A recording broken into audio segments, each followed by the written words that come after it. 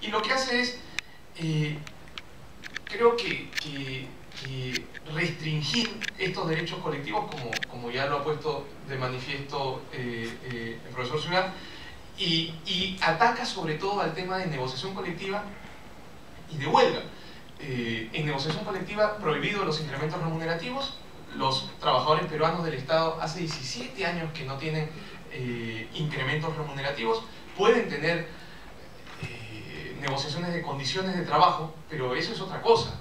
Lo que los trabajadores también quieren es que sus sueldos y sus remuneraciones puedan mantenerse en el tiempo, y eso se hace a través de la negociación colectiva o de un Estado que sea responsable y que vaya dando incrementos periódicamente y temporalmente. Así como va a haber una situación de evaluación de los trabajadores anualmente, debería también existir un compromiso por parte del Estado de entregar aumentos remunerativos, digamos, con periodos fijos que permitan a los trabajadores recuperar su nivel adquisitivo. Y en el tema de la huelga, yo ya sobre negociación colectiva no voy a decir más porque creo que ya se ha dicho bastante. Hay cosas, la verdad, que bastante sui generis, ¿no? Por ejemplo, los trabajadores van a tener que dar un preaviso de 15 días, ¿no? Para ejercer un derecho constitucional, aun cuando diga la Constitución se ejerce conforme a ley, es un derecho constitucional cuyas limitaciones deberían estar dadas a ese mismo rango constitucional.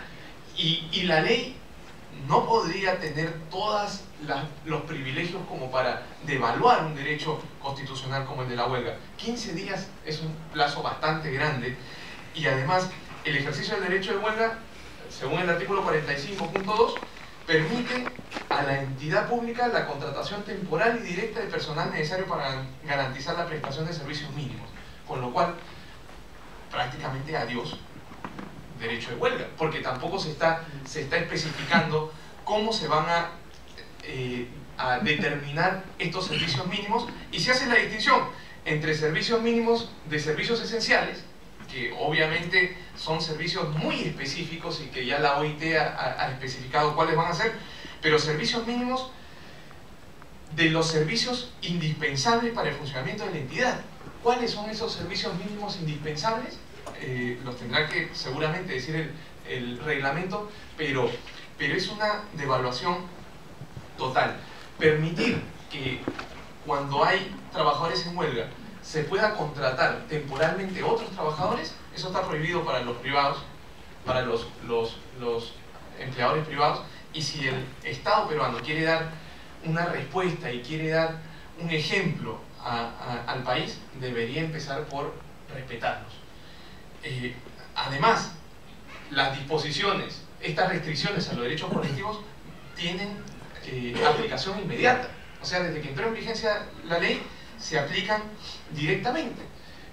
Cosa que, por lo menos en medios de comunicación, se ha estado negando, ¿no? Porque los defensores de la ley han dicho, no, un momento, pero el acceso a la ley de servicio civil es voluntario. Claro, es voluntario para el tema de los beneficios. O sea, yo tengo trabajadores 276, tengo trabajadores 728, ellos mantienen sus beneficios laborales, pero si es que ellos quieren, entran a regirse por la lista de beneficios de la ley de servicio civil. Pero en todo lo demás se les va a aplicar restricciones a los derechos colectivos, se les aplica desde que es publicada la ley.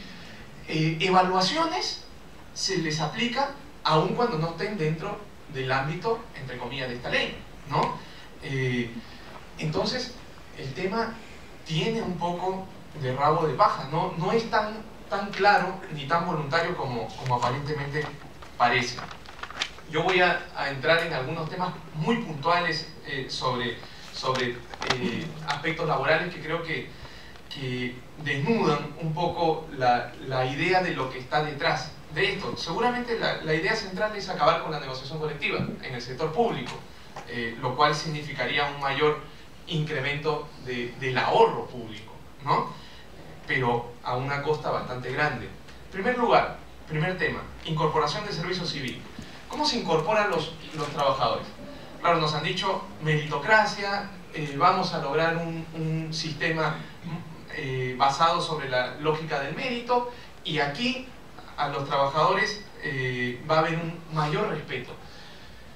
Se aplica el proceso de selección básicamente para servidores de carrera, o sea, servidores civil de carrera, porque hay otros funcionarios, como los servidores de confianza, que es natural que no se les aplique, pero los servidores de actividades complementarios, a quienes en principio se les va a aplicar, pero fíjense ustedes, en algunos casos se permite que aun cuando tengan proceso de selección se les contrate por contratos temporales. El artículo 84, por ejemplo, si alguien piensa que la ley de servicio civil desaparece por el tema de la incorporación como proceso de selección, dice: excepcionalmente se puede contratar de manera directa a plazo fijo en los casos de suspensión previstos en el artículo 47 de la presente ley. Hasta ahí, un poco entendible. Así como en los casos de incremento extraordinario y temporal de actividades. En el Estado, ¿cuándo hay incremento temporal de actividades o incrementos extraordinarios? ¿No? Estos contratos pueden tener un plazo mayor a 9 meses, con la posibilidad de extenderlos 3 meses más, o sea, hasta un año yo puedo tener trabajadores temporales. No me dice, me dice solamente excepcionalmente, pero no me dice a qué porcentaje puede llegar esa excepción, y tampoco me dice si es que la excepcionalidad se aplica al puesto o se aplica al trabajador, porque yo podría aplicárselo al trabajador. Tú vas a trabajar un año, bueno, pero vuelvo a contratar a otro trabajador temporal. Entonces, la ley está dejando algunos aspectos que niegan un poco el propio sentido, y que en principio tendremos que ver qué voluntad hay del Estado peruano de respetar también la estabilidad de ciertos trabajadores, ¿no?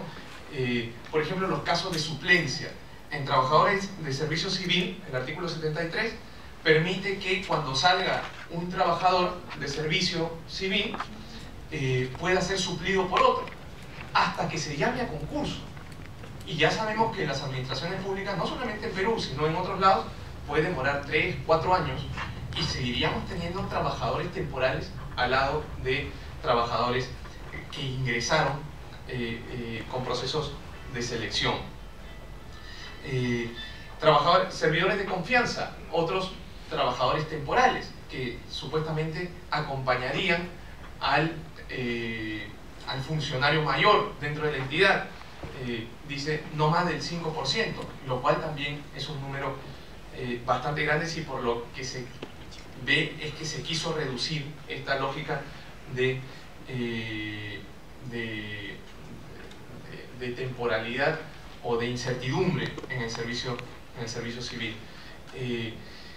Creo que además los servidores civiles de carrera, porque como les decía, hay hasta 4 formas de trabajadores, o sea, no todos van a tener el mismo estatus. Los funcionarios, los directivos públicos, servidores civiles de carrera, servidores de actividades complementarias y servidores de confianza. ¿Quiénes van a tener esta situación de cierta estabilidad y sobre todo de pertenencia a una familia? Porque a partir de ahora los trabajadores de servicio civil, solamente los de servicio civil de carrera, no los directivos, no los de actividades complementarias, no los de servidores de confianza, van a poder pertenecer a una familia de puestos. Se habla, hasta ahora la ley no dice nada, pero el reglamento va a abrir como 15 o 16 familias. Entonces, un servidor pertenece a una familia por funciones determinadas, y va a poder ir saltando incluso de entidad si está dentro de la familia. Antes, por ejemplo, si estaba dentro del Ministerio de Trabajo, podía progresar dentro de esa función, pero si había alguien adelante que ya no iba a seguir ascendiendo, funcionaba como un tapón. Pero ahora ese funcionario o ese servidor civil se podrá trasladar a otra entidad siempre que haya un espacio libre dentro de esa familia. Con lo cual, este régimen de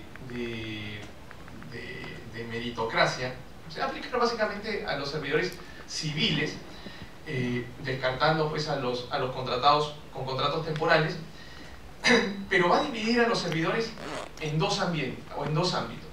Los servidores civiles de carrera y los servidores de actividades complementarias. ¿Quiénes son los servidores de actividades complementarias? Trabajadores indirectamente vinculados a funciones sustantivas, por ejemplo, trabajadores manuales, trabajadores operativos, por ejemplo, una recepcionista, un recepcionista, una secretaria, un secretario. ¿Son labores operativas o son labores sustantivas? Eso lo va a terminar decidiendo el reglamento, pero podemos ampliar tanto la etiqueta de trabajadores de servicios complementarios que al final de cuentas terminemos reduciendo, o sea, lo sacamos a los trabajadores complementarios de las familias, y estos trabajadores complementarios, a pesar de que son labores permanentes, se les va a poder contratar por contratos a plazo fijo también. Gracias, Evaluación es otro tema, y creo que es uno de los temas que más discusión ha generado, ¿no? Es verdad que la finalidad es estimular el buen rendimiento, el compromiso del servicio civil, pero por ejemplo van a haber 4 calificaciones. Rendimiento distinguido, que no puede pasar del 10% de los trabajadores dentro de la entidad, trabajadores de buen rendimiento, y a partir del tercero vienen ya los problemas: trabajadores de rendimiento sujeto a observación y trabajadores desaprobados, ¿no? Entonces los trabajadores desaprobados, por un solo desaprobado, el trabajador se va de la entidad, ¿no? O sea, no es verdad ese tema de que se le va a dar una segunda oportunidad. Al trabajador con rendimiento sujeto a observación sí se le da una segunda oportunidad, y se le va a dar una capacitación hasta un máximo de 6 meses. Habría que ver en qué términos se le da la capacitación, habría que ver cuánto va a pesar las relaciones personales entre trabajadores y sus jefes directos, porque van a ser los jefes directos los que van a evaluar. Entonces, claro, a lo mejor en teoría, y todos los que han pasado por el Estado lo conocen, en teoría mi relación con mi jefe puede ser muy buena o puede ser mala, y si es mala puede eso perjudicar a mi estabilidad, ¿no? Hay otros problemas, por ejemplo, con el tema de los propios derechos, ¿no? Por ejemplo, vacaciones, derechos individuales.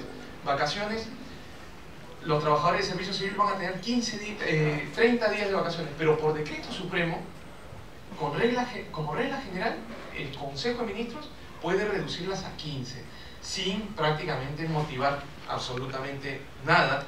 Hay algunas cosas positivas, como dotarlos de defensa y asesoría legal a algunos trabajadores que lo necesiten. Y el tema de la prescripción también me parece importante. Casi se asume el régimen de la actividad privada, 4 años contados desde el cese del trabajador, para ingresos, compensaciones económicas y beneficios sociales, y para todo lo demás los plazos de prescripción no pueden pasar de 6 meses. O sea, por ejemplo, una indemnización que no entra ni siquiera en compensaciones o en beneficios sociales, podría tener una indemnización por despido, podría tener una prescripción de menos de 6 meses. Y hay varias cosas más sobre los temas de extinción, cosas bastante criticables, y voy terminando solamente con 2 de ellas. Por ejemplo, casi como que si ustedes revisan las faltas graves, casi se olvidaron de las reiterancias, ¿no? O sea, basta la comisión de una inconducta una sola vez y automáticamente destitución, ¿no? Con creación además de faltas un poco que pueden ser entendidas de una manera poco respetuosa de la estabilidad. Por ejemplo, hay una falta que se denomina impedir el funcionamiento del servicio público. Claro, ¿cómo un trabajador impide el funcionamiento del servicio público. ¿Quiere decir que está realizando actos de negligencia porque no está trabajando? O, por ejemplo, en un caso de huelga, los trabajadores están impidiendo el funcionamiento del servicio público, y eso sería una causal de despido. Curioso, ¿no? Porque lo que sí podría exigir es que los trabajadores impidan la ejecución del servicio mínimo, pero no que impidan el funcionamiento del servicio público. Entonces, hay varios temas que leídos en términos de conveniencia, parece como que el Estado peruano más que todo quiere ir hacia una reducción de personal en el Estado que luego de muchos años se identificaría un poco con las políticas del fujimorismo de comienzo de los 90, ¿no? Muchísimas gracias y listo para las preguntas también luego en las exposiciones de los siguientes expositores.